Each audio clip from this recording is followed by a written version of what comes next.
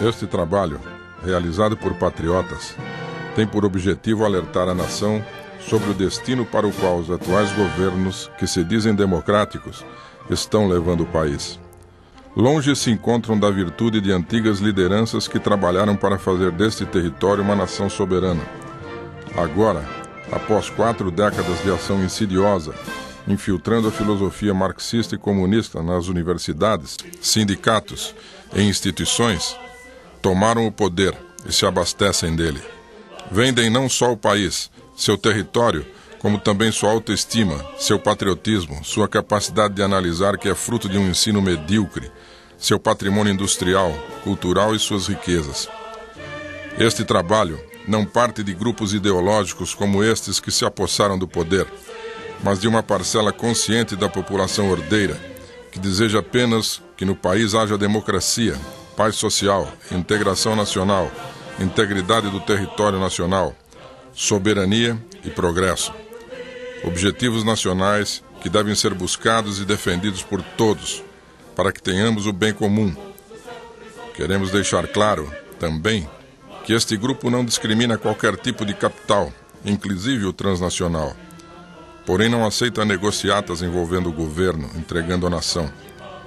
Conheceremos a seguir alguns dados históricos de indivíduos e entidades que, fortalecendo-se econômica e politicamente, interferem e interferiram na autodeterminação das nações, em benefício de seus interesses pessoais. São eles, os Rothschild, a história real das instituições que levaram o Brasil ao estado atual, desconhecido pela maioria do povo que acredita ser livre, tem início no século XVIII.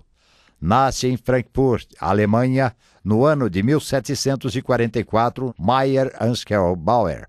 Este indivíduo fica órfão com 15 anos de idade e inicia um trabalho como assistente em banco. Aprendeu a lidar com finanças e colecionava moedas raras, que lhe proporcionou conhecer a família Thur and Taxis, que fazia o serviço de mensageiros para o rei William IX da Alemanha por todo o Santo Império Romano. Em contato com o monarca, iniciou sua carreira de agente financeiro da corte e administrador da região de Hesse-Kassel. Durante esse período, segundo a Enciclopédia Britânica, Meyer estabeleceu o padrão que seria sustentáculo de poder de sua família: fazer negócios com casas reinantes, ter muitos filhos para atuar em diversos países, desviar dinheiro das casas reinantes que foi a origem de sua fortuna. Isso nos lembra alguma coisa? Em 1815, os Rothschild eram os principais financiadores do Império Britânico, pois compraram grandes dívidas do príncipe George, depois tornado rei George IV. Envia seu filho para os Estados Unidos da América, aonde se alia aos Morgan, em Nova York, quando inicia-se uma caminhada de poder e riqueza que se espalha pelo mundo. Os Rockefeller. No início da Guerra Civil Americana, J.D. Rockefeller era um jovem corretor de produtos agrícolas em Cleveland. Percebeu o potencial incipiente da indústria do petróleo e fundou em 1863 sua primeira refinaria. Em 1870 incorpora a Standard Oil e, após inúmeros atos de criminalidade moral nos negócios, é desmascarado por Hilda Tarbell em 1902, filha de um concorrente arruinado. Hilda faz uma campanha nacional contra os Rockefeller e seus métodos, impetrando várias ações judiciais, levando a família Rockefeller a fundar a Standard Oil Trust, uma companhia impenetrável aos olhos das investigações públicas, fundando outras 8 empresas para fugir das sanções legais e aumentando sua riqueza. Em 1910, investem 11 milhões de dólares na criação de um departamento de pesquisas eugênicas para a melhoria da raça, e conhece Rudin, pesquisador alemão, que funda a Sociedade Alemã para a Higiene Racial, precursora dos institutos raciais de Hitler. Após a guerra, foi Rockefeller quem doou o terreno em Manhattan para a construção da ONU. Torna-se presidente do Chase Manhattan Bank em 1955. Suas ações no campo econômico e psicossocial são sempre paralelas ao envolvimento com líderes ou então produzi-los.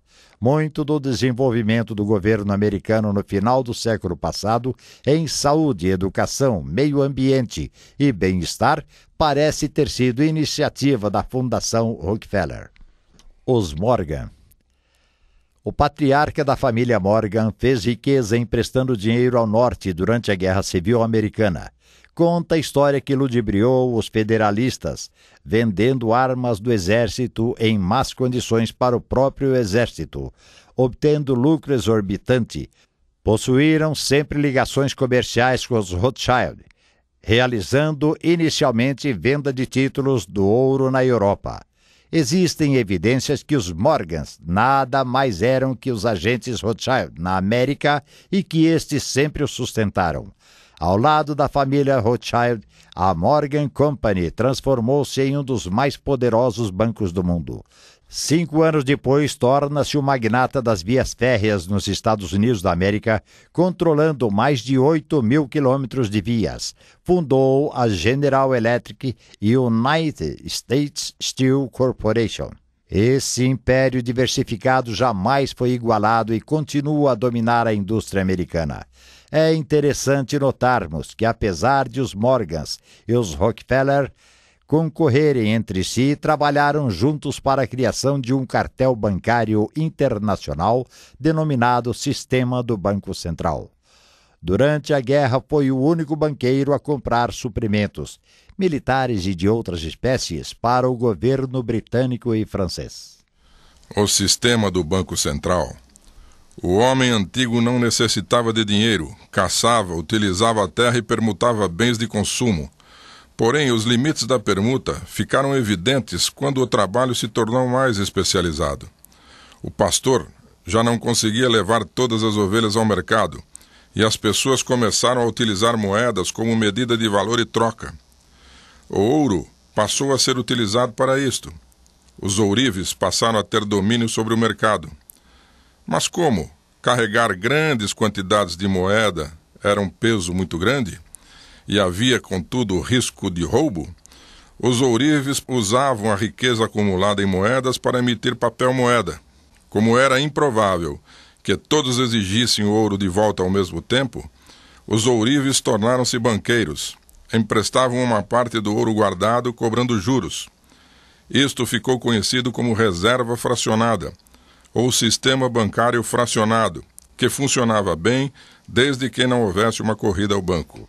Junto disto estava o conceito de dinheiro ordenado. É um papel-moeda sem valor, que é declarado inaceitável por decreto do governo. Assim, os imperadores pagavam suas contas emitindo papel-moeda ordenado. No sistema atual, é semelhante ao de 7 séculos atrás, só que agora são os banqueiros e não os imperadores que lucram com o dinheiro e que criaram um mecanismo incrível para fazer isso, o sistema do Banco Central. Thomas Jefferson sabia que, pelo exemplo da Europa, um banco central se tornaria rapidamente o controlador de uma nação. E o Banco Central foi criado em 1913 a partir de uma primeira reunião secreta na ilha de Jekyll, retiro de J.P. Morgan, com a presença de representantes dos Rockefeller, da empresa Kahn e Lobel, dos Morgan, dos Warburg, representando os Rothschild. Isto ocorreu após a criação de um pânico financeiro, o qual alguns pesquisadores acreditam fora criado artificialmente para que a população aceitasse a ideia do Banco Central, organizador do caos. O controle privado do Banco Central americano continua até hoje. O Banco Central de Nova York domina completamente outras 11 filiais por meio da propriedade, controle e influência acionária e lida com as transações acionárias no mercado aberto. Quem são seus principais acionistas? Os Rothschild, os Morgan e os Rockefeller. E através de quais organizações eles agem? Veremos a seguir exemplos de alguns grupos que possuem domínio financeiro e político sobre a humanidade e suas formas de ação, principalmente sobre países não soberanos, se é que existe algum. O conceito atual de comércio internacional não tem início recente, mas no início do século XX, logo após o término da Primeira Guerra Mundial, em 1919, Coronel House funda, juntamente com delegados americanos e britânicos, o Instituto Real de Assuntos Internacionais, que tem por objetivo aceitar um novo conceito, o globalismo. Nos Estados Unidos da América, o Instituto passa a se chamar Conselho de Relações Exteriores, em julho de 1921. Possui como financiadores os principais bancos e várias corporações, como poderemos verificar na tela. Vários elementos são e foram participantes do CFR, ou Conselho de Relações Exteriores, como Franklin Roosevelt, Robert Kennedy, Dan Rusk, Robert McNamara, Carter Hughes, Robert Rubin, Richard Haas e Madeleine Albright. E por incrível que possa parecer, o ex-ministro de Fernando Henrique Cardoso, Sr. Luiz Felipe Lampreia. Lampreia, participante do SEBRE, que tem força-tarefa com a ALCA, e dele fazem parte Marco Aurélio Garcia, Roberto Requião e Clóvis Brigagão da Universidade Cândido Mendes, possui ligações com o movimento Viva Rio, novamente com a presença de Marco Aurélio Garcia, e lutam pelo desarmamento da população ordeira, pela redução da pena, descriminalização do uso de drogas e etc. CFR. O documento Department of State Publication 7277, aprovado pela ONU em 1961, que aparentemente servia para controlar os armamentos nucleares, em realidade previa a formação de uma força de paz permanente com o poder de coerção para todos os países do mundo, castrando o poder de defesa das nações. Claramente, o Conselho de Relações Exteriores exerceu durante todo o século XX poderosa influência na política dos Estados Unidos da América, senão um total controle sobre ela. Contudo, esse poder foi compartilhado com outro grupo ligado a ele, os Bilderberger. Clube Bilderberg. O Clube Bilderberg é constituído por um grupo de pessoas poderosas. Alguns membros participam também do Conselho de Relações Exteriores e da Comissão Trilateral, que veremos à frente. A primeira reunião foi presidida pelo príncipe Bernard da Holanda. O palestrante foi Harold Wilson, futuro primeiro-ministro inglês. Em 1954, reúnem-se no Hotel Bilderberg, origem de seu nome. A partir daí, reúnem-se todos os anos para discutir os assuntos mundiais. Bill Clinton foi o palestrante da reunião em 1991. Estão incluídos negociantes, políticos, banqueiros, donos e diretores de veículos de mídia intimamente ligados à família real britânica. Desde 1991, seu presidente é Lord Peter Carrington, secretário-geral da OTAN, presidente do Instituto Real de Assuntos Internacionais, ligado aos Rothschild, tanto comercial como por casamento. Comissão Trilateral é outro grupo de poder. Foi fundada por David Rockefeller em 1973 para desviar a atenção do público sobre as atividades do Conselho de Relações Exteriores. Tem a inclusão do Japão, daí o seu nome trilateral. Estados Unidos, União Europeia e Ásia. Seu plano é substituir políticas territoriais por objetivos econômicos transnacionais, como as privatizações brasileiras, promover a globalização e instalar o governo mundial, a chamada Nova Ordem Mundial. Já fizeram e fazem parte de seu quadro Jimmy Carter, o editor da Time, o presidente da Fiat, o ex-presidente do Federal Reserve, Alan Greenspan, Cyrus Vance, secretário de Estado norte-americano, e quem não poderia deixar de participar senão o brasileiro Fernando Henrique Cardoso.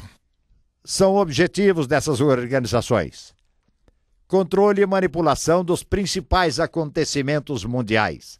Controlam minerais essenciais, energia, transporte e produtos farmacêuticos, agricultura, telecomunicações e entretenimento. Em resumo, controlam os elementos básicos da vida moderna. Para efeito didático, vamos chamar estes grupos de controladores. Capital internacional. Grandes grupos econômicos e financeiros que se utilizam e se beneficiam do financiamento do narcotráfico e armas, lavagem de dinheiro, Intervêm na política econômica psicossocial nos territórios e estão sempre voltados aos próprios criminosos interesses. Nós, os brasileiros patriotas, como devemos pensar? Temos que criar oportunidade a todos. Devemos estar inseridos na busca do desenvolvimento do ser humano. A relação desses grupos conosco não pode e não deve ser eliminada. Porém, temos que defender os interesses do nosso povo e manter nossa soberania. Portanto, as relações com esses grupos devem pressupor uma troca justa entre recursos naturais contra tecnologia e desenvolvimento. Quais são seus instrumentos de dominação? Ideologias, conflitos e diferenças regionais, violência e terrorismo, legislação, padronizações e regras globais impostas aos países e aos cidadãos. Instrumentos de dominação. Esses agentes agem nos países através de alguns instrumentos. O primeiro é a ideologia. Por exemplo, provavelmente você estudou nos livros que a Revolução Russa foi um levante popular das massas oprimidas contra a odiada classe dos czares. Entretanto, em 1917, Leon Tolstói vivia em Nova York trabalhando como repórter para o jornal comunista The New World, onde conheceu ricos banqueiros dispostos a financiar uma revolução na Rússia. Lenin e Trotsky retornam à Rússia com o apoio de fundos capitalistas do Ocidente e tomaram o poder russo para os bolcheviques. Esses grupos de personalidades tinham apenas um único interesse. Com o povo russo nas mãos, tornaram-se líderes daquele poderoso império, pois trabalharam os minérios, o petróleo, o comércio de armas e alimentos. Tudo isso ao custo de 28 milhões de vidas russas. Um povo na época ignorante, pobre, beberrão e desarmado. Isso nos lembra alguma coisa? Segundo, agem estimulando as diferenças raciais, sexuais e religiosas, promovendo a discriminação e o ódio entre o povo, enfraquecendo-o. Isto também te lembra alguma coisa? Terceiro, promovem o terrorismo com invasões de propriedade rural e urbana. Promovem legislação branda contra criminosos, levando à impunidade e estímulo à violência. Isto também te lembra outra coisa?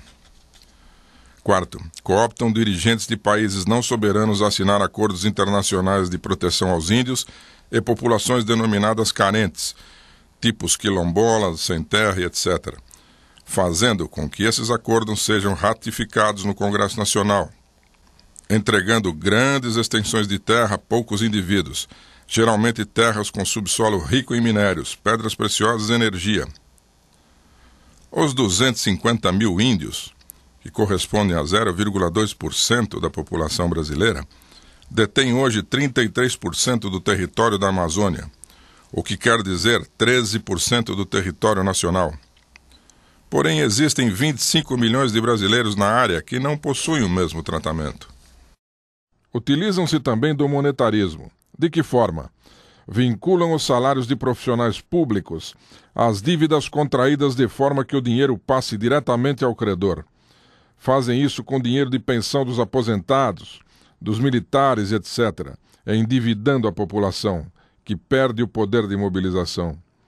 Usam os meios de comunicação de massa para bestializar a sociedade via novelas, BBBs, programas baratos de entrevistas, por onde circulam figuras não exemplares, programas subculturais, geralmente nivelados por baixo, sem conteúdo teórico, apologia de culturas primitivas nas quais é desnecessário desempenho intelectual, estudo e treinamento intenso, banalizando as artes e ferindo a autoestima do povo inconsciente, principalmente das crianças e adolescentes que acreditam estar aprendendo alguma coisa.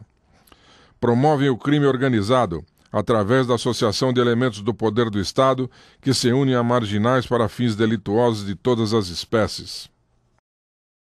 Para compreender o mundo, devemos estudar as evidências, evitar a paranoia destrutiva e a fé ingênua, juntar pistas que provem a influência dessas sociedades nos acontecimentos mundiais, buscando as impressões digitais do que deixou há muito de ser apenas conspiração.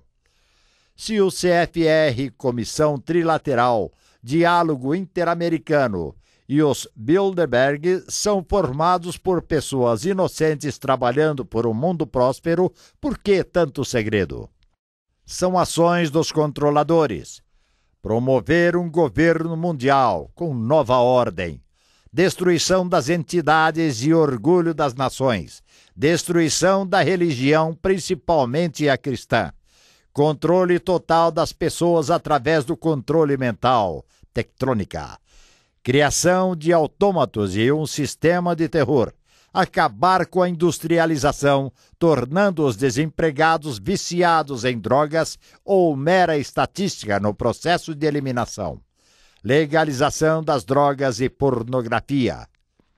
Repressão a todo movimento científico. Enfraquecer a fibra moral da nação. Desmoralizar o trabalhador de classe média, levando ao uso de álcool e drogas. Evitar a autodeterminação dos povos, criando crises e um órgão para gerenciamento das crises. Promover gangsters das artes, principalmente na música. Exportar ideias de liberação religiosa. Infiltrar e subverter governos.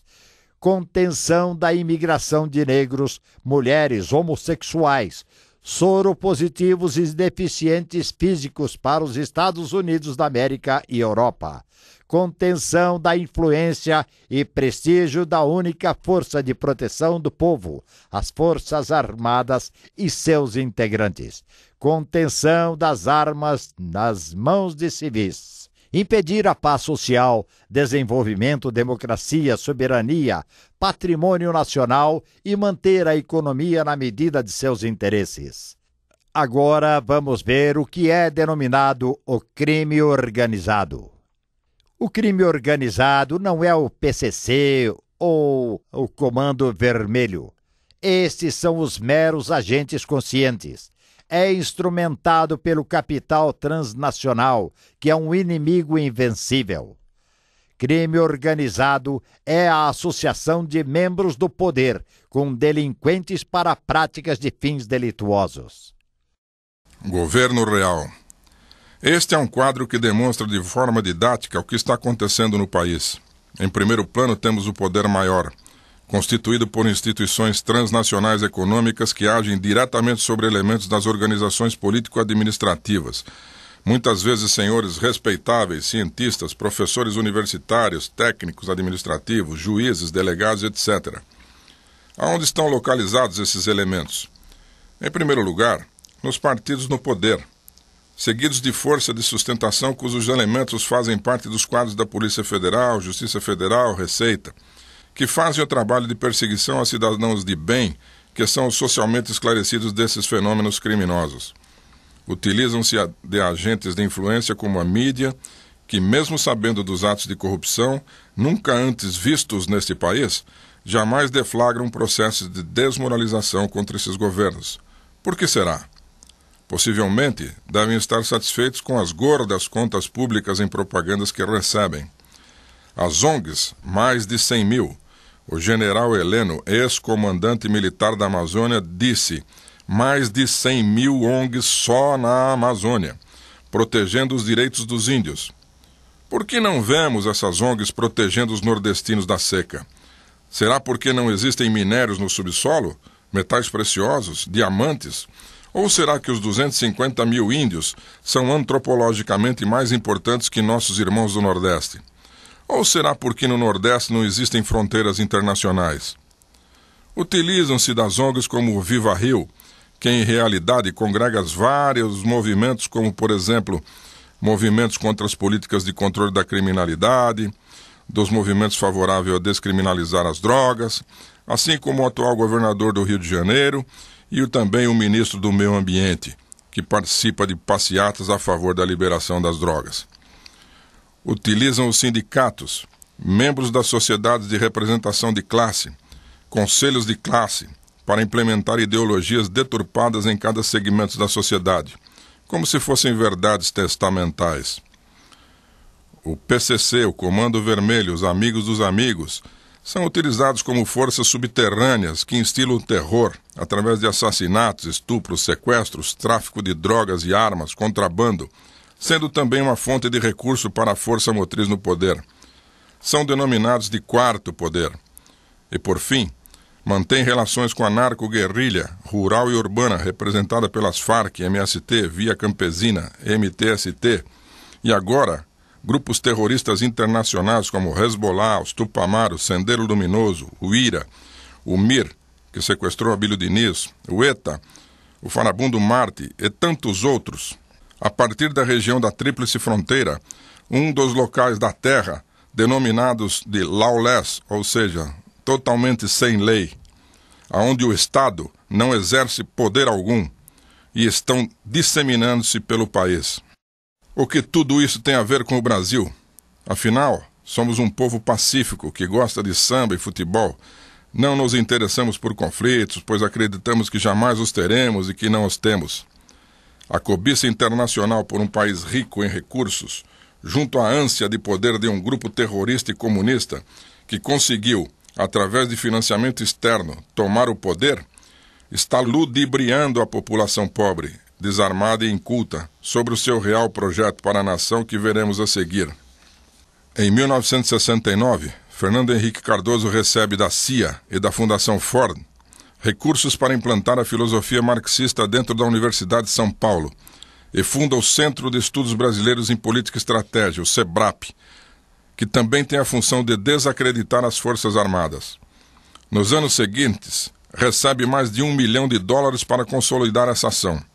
Sugere a Lula a criação de um partido que viria a ser o PT, que até então era uma esperança de moralização e justiça para toda a nação. Como disse a senadora Heloísa Helena, meus caros, não tínhamos dinheiro nem para andar de ônibus. Lula dormia no chão de minha casa em Maceió e Zé Dirceu no sofá. Tínhamos um único objetivo para o povo. Estes indivíduos não são os que eu conheci. Não tinham dólares nas cuecas, nem participavam de mensalões e negociatas. Nossos atuais governantes utilizaram-se e utilizam-se de alguns agentes que ajudaram e ajudam, em teoria, a conquista e manutenção do poder, uma vez que a tentativa de instalar um governo comunista, por eles no passado, através da força, foi rechaçada pelas forças patrióticas que mantêm a ordem e a liberdade dentro da nação. E elas não nos faltarão, tenham certeza. Esses agentes são o fabianismo, o diálogo interamericano, o Instituto Tavistock, o gramscismo, a Escola de Frankfurt e o Foro de São Paulo. Fabianismo tem por objetivo evitar a luta direta contra o inimigo, prefere a infiltração e a corrosão de suas instituições. E como é utilizado no Brasil? Foi trazido por Fernando Henrique Cardoso, que tentou entrar na Internacional Socialista e foi rechaçado em favor de Leonel Brizola. A partir daí, ligou-se ao movimento fabianista internacional e trouxe para o Brasil o conceito do fabianismo, que é a tomada do poder via corrosão de todas as instituições. E fez isto durante todo o período, desde seu retorno até a tomada do poder. O Diálogo Interamericano, fundado em 1982, após a Guerra das Malvinas, é o centro de planejamento estratégico e propaganda política das oligarquias anglo-americanas para o hemisfério ocidental. Foi criado pelo Partido Democrata dos Estados Unidos da América, sob a presidência de Jimmy Carter. Tem como proposta estabelecer estruturas supranacionais para atuar no continente, vigiando as atividades militares e promovendo intervenção quando necessário. No governo Clinton, anunciou um plano para eliminar a soberania dos estados da América Latina. Seus membros se reúnem periodicamente para discutir assuntos comuns aos países do hemisfério, que não por coincidência se tornam políticas do governo dos países membros do diálogo, como, por exemplo, a atual Estratégia Nacional de Defesa, criada por Mangabeira Unger e pelo ministro Nelson Jobim. Quais são os objetivos do diálogo interamericano? Política neoliberal de abertura econômica desenfreada, defesa da legalização do uso de drogas, politização dos problemas ambientais, desestabilização das forças armadas, promover o socialismo nas universidades e sindicatos. São membros Raul Alfonsin, Júlio Sanguinetti, Gonzalo Sanches de Lozada, Robert McNamara, secretário de Defesa dos Estados Unidos da América, Mário Vargas Llosa. Fernando Henrique Cardoso, levado ao diálogo por Peter Bell, que foi representante da Fundação Ford, financiadora do SEBRAP, doou mais de $1 milhão a Fernando Henrique Cardoso após 1969.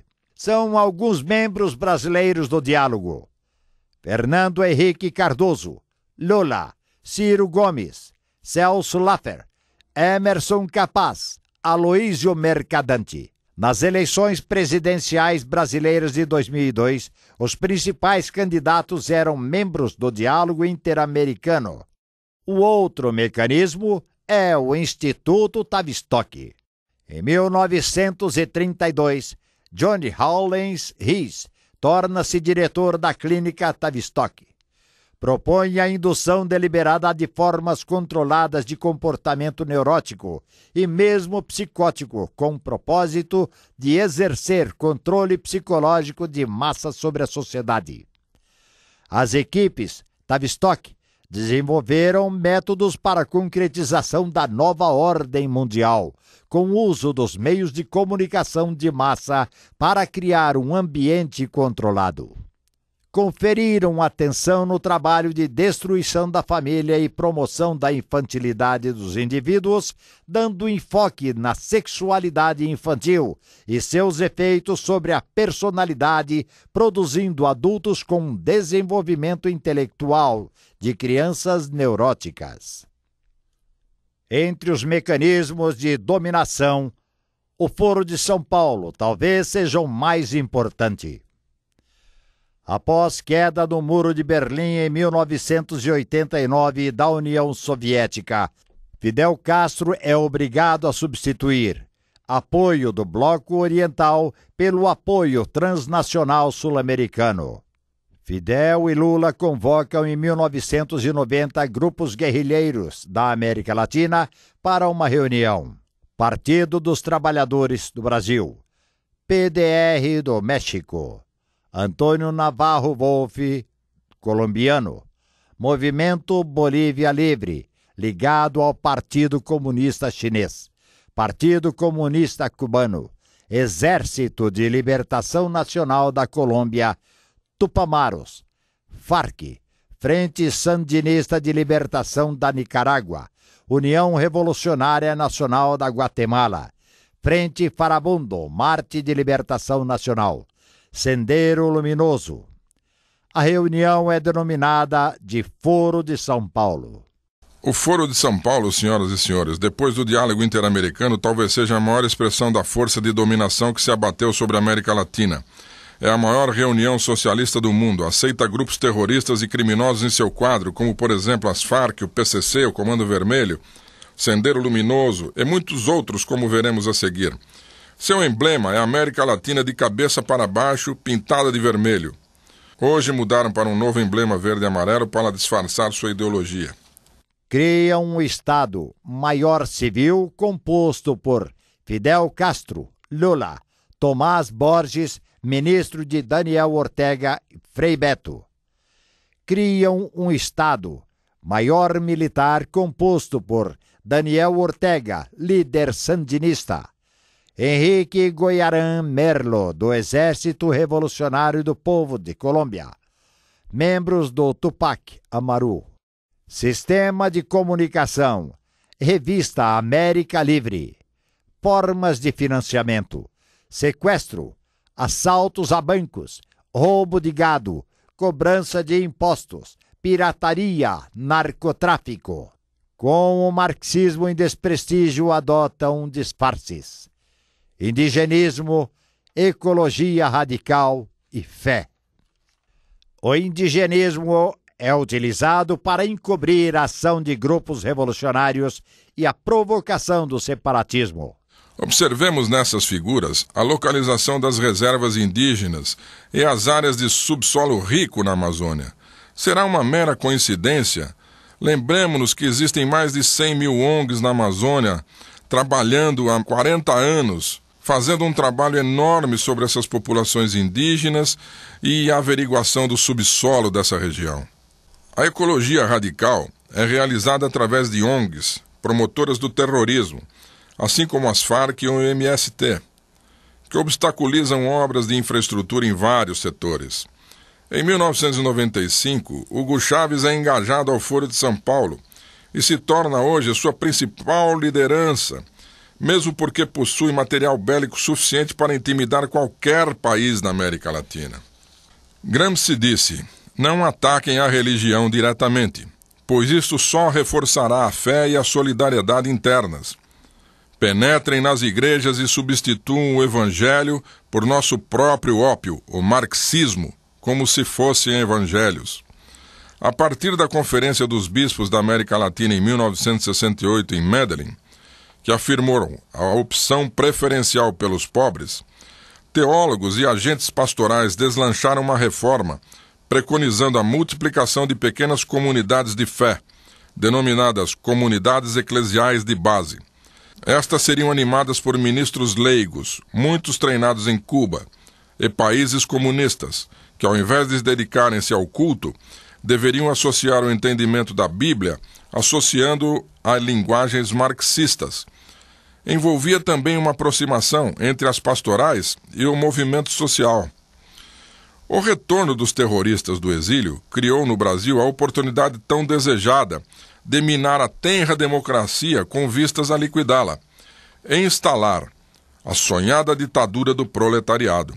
E não tenham dúvida, assim que conseguirem seu intento de tornar a América Latina um bloco socialista, e já estão muito perto disso, descolarão do proletariado, criando uns Comintern, como na União Soviética, aonde só eles é que terão as bênçãos de uma boa vida.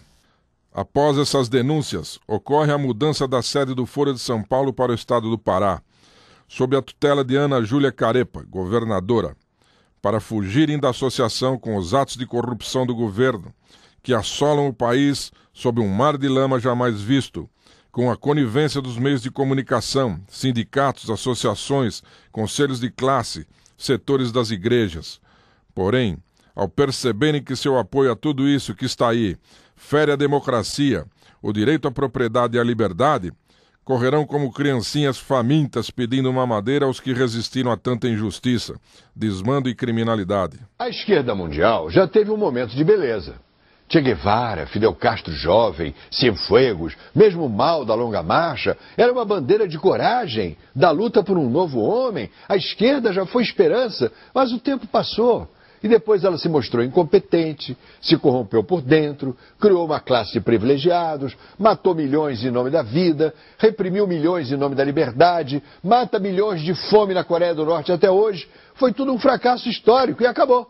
Só existe na América Latina como show e na mente de intelectuais medíocres como um sonho infantil. O show de Chávez se limpando do vexame depois que o rei da Espanha lhe mandou calar a boca foi patético. Aquele arrogante ditadorzão bancando o bonzinho com as crianças. E depois disse que os terroristas da Farc não são terroristas não, mas grupos de insurgentes. Na hora os terroristas o refutaram. Não, somos terroristas sim, e financiados pela cocaína, matamos com grana da droga e sequestramos mais 6 ontem. E vocês acham que intelectuais europeus e brasileiros têm coragem de denunciar os Chávez e as Farc? Nada. Eles têm medo de serem chamados de reacionários. Aqueles criminosos na floresta da Colômbia não são os heróis cubanos em Sierra Maestra, não. São traficantes de drogas em nome de um sonho que virou um pesadelo para mim. O Fórum de São Paulo é um encontro de partidos de esquerda da América Latina e acontece desde 1990. Entre os fundadores estão o PT do Brasil e as Farc, o grupo terrorista colombiano. Este ano, o fórum aconteceu em Montevidéu, no Uruguai, no edifício do Mercosul, à beira do Rio da Prata. Os participantes são representantes da velha esquerda da região.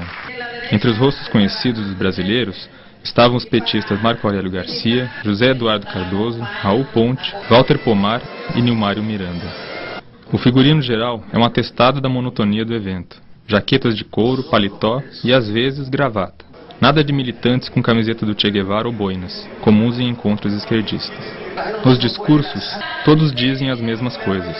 Eles odeiam os Estados Unidos. La administración Bush, sus verdadeiros y egoístas objetivos son apoderarse de los recursos naturales del mundo.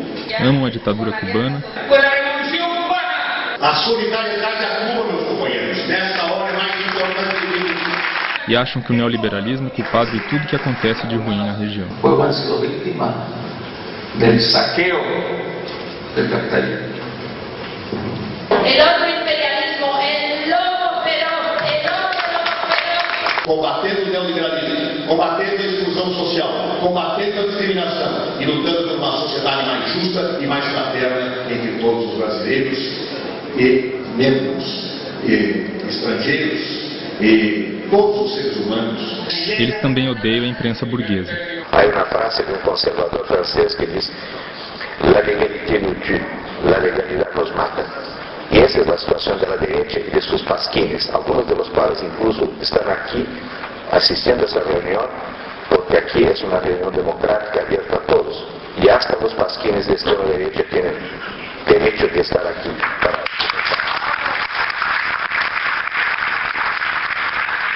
Além disso, os membros do fórum, que se dizem contra o uso da violência, ficam tentando justificar a existência das Farc.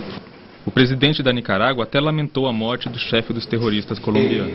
Eu quero expressar minha condolência, minha solidariedade para com a Farc e para com a família do comandante Marulanda. Mas o que deixa os velhos comunistas animados mesmo é o velho grito revolucionário cubano. Estaremos juntos, não nos deixaremos. Adelante, comandante. Solo el pueblo unido jamás será vencido. Solo los pueblos unidos de América Latina y el Caribe jamás serán vencidos. Que viva el Foro de Sao Paulo. ¡Viva la revolución!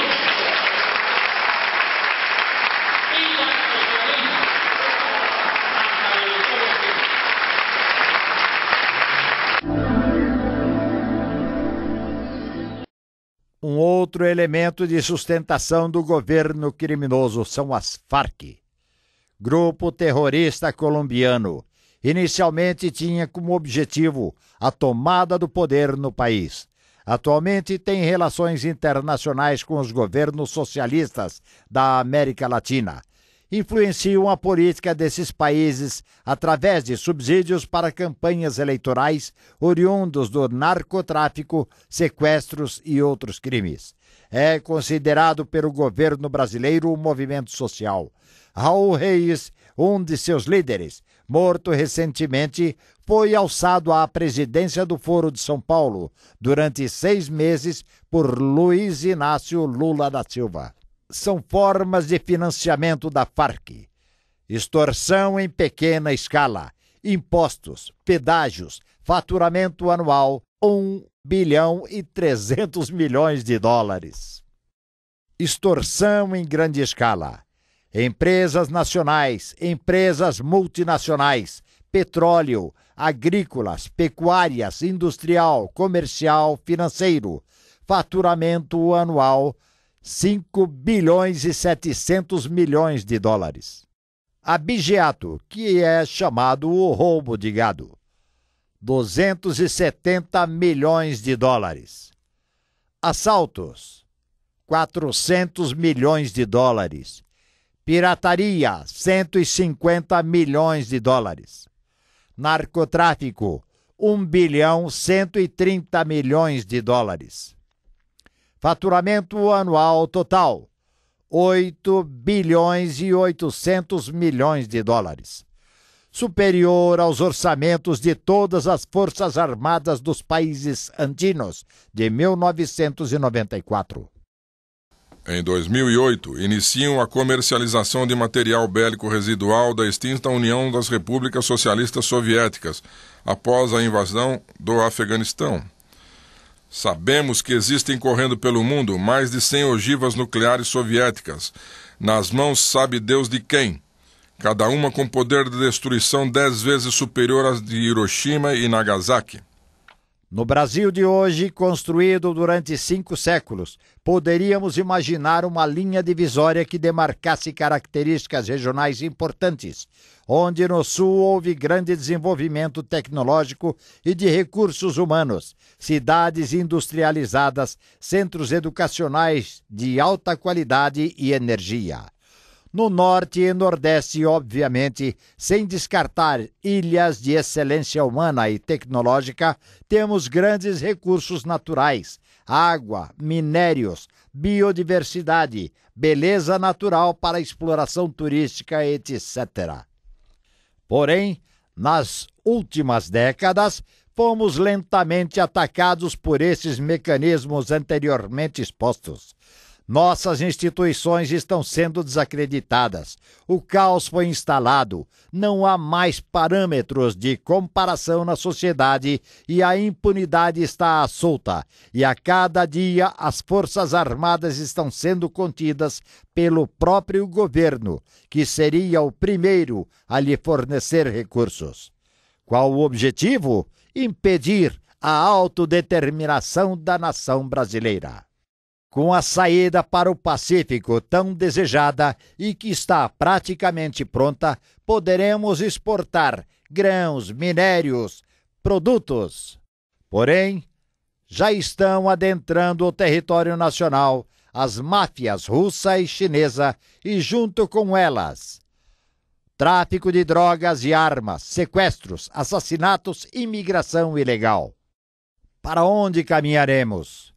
O Foro de São Paulo é o organismo gerenciador desses grupos que se apoderaram dos governos na América Latina e que visam a formação de um governo único para a região, conforme o diálogo interamericano assim os incumbe de realizar.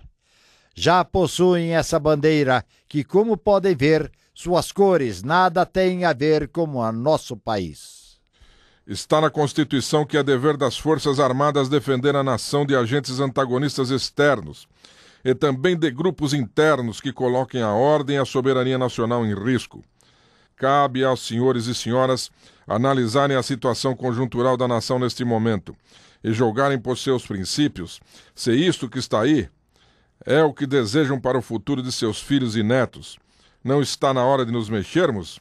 É claro que sim, de forma ordeira, que é como sabemos fazer, dentro da Constituição, que é o nosso meio, honestamente, que é o nosso princípio, sem conspiração, respeitando as instituições e junto com todas as classes sociais, sem preconceitos tolos e sem perder o foco das mudanças que se fazem necessárias. Minhas senhoras e meus senhores, temos todos a obrigação de reconquistar o rumo livre, verdadeiramente democrático, com paz social, soberania, defesa do patrimônio e território nacionais, continuarmos a integrar o país com progresso em benefício das novas gerações. Seus indivíduos poderosos, que hoje ocupam cargos importantes dentro da estrutura do governo e das instituições, não se sensibilizam por tudo isto, é porque sinceramente não são brasileiros, são meio brasileiros, ou então traidores, que estão apenas utilizando de seus cargos para se locupletar. Assim que a porta lhes for fechada, voarão como moscas de lixo como já o fizeram.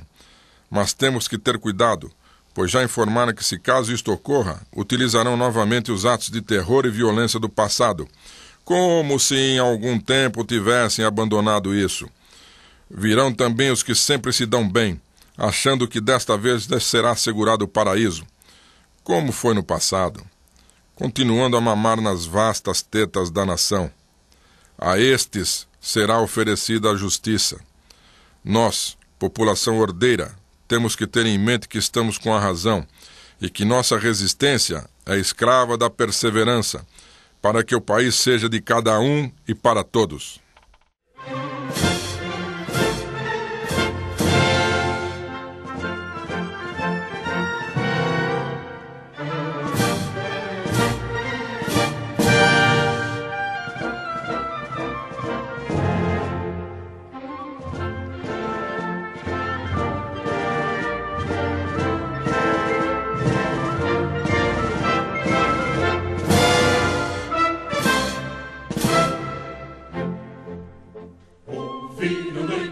brandas margens plácidas de um povo heróico, bravo, retumbante.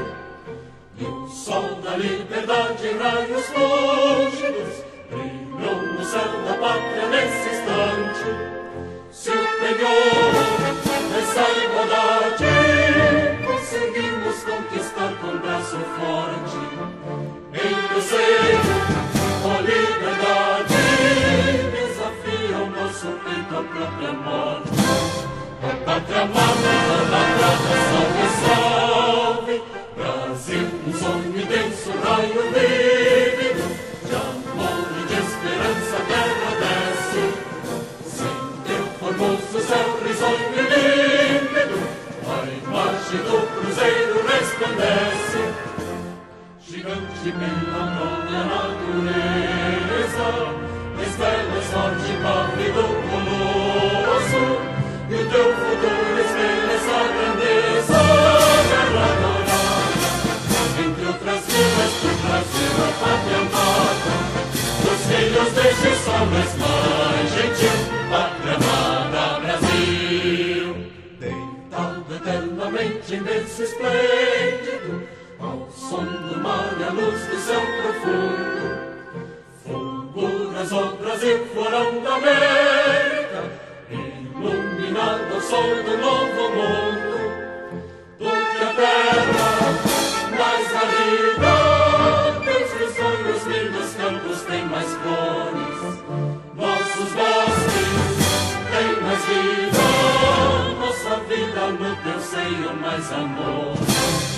Pátria amada, idolatrada, salve, salve, Brasil de amor eterno seja símbolo, lá para o teu sentas estrelado, e diga o verde louro desta flor, mas no futuro e glória do passado, nas sedes da justiça clama forte, verás que o brilho teu não foge a luta. Nem tem ninguém